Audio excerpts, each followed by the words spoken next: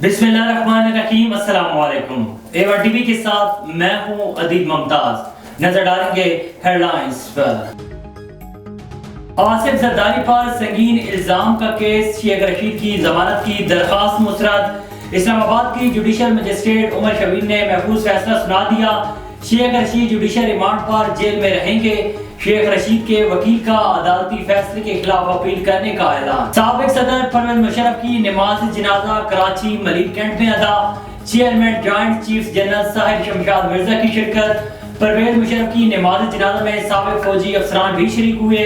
खालिद मकबूल सदीकी, फारूक सितार, फवाद चौधरी समेत सियासी रहनुमाओं की भी नमाज जनाजा में शिरकत। परवेज मुशर्रफ की आर्मी कब्रिस्तान में तदफीन। तुर्किया में तबाहकुन ज़ल्ज़ला, पाकिस्तान मदद में पेश।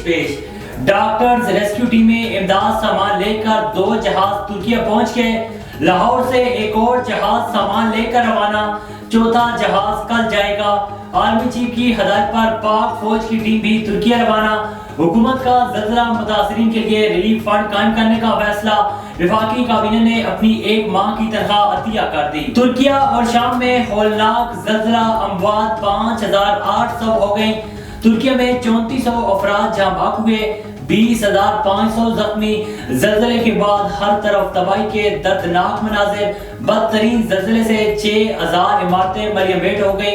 मलबे से 8000 अफराद को जिंदा निकाला गया। शाम में ज़ल्ज़ले के बायस 2400 अमवात रिकॉर्ड। और चेयरमैन पीडीआई इमरान खान ने जेल भरो तहरीक पर आईनी माहिरीन की राय तलब कर ली।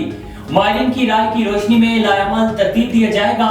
शाह महमूद कुरैशी ने कहा है कि वज़ीर दाखिला धमकियां देकर माहौल आलूदा करना चाहते हैं। हेडलाइंस में जानिए एवन टीवी के न्यूज़ स्टूडियो से। फिर वक्त इतना ही।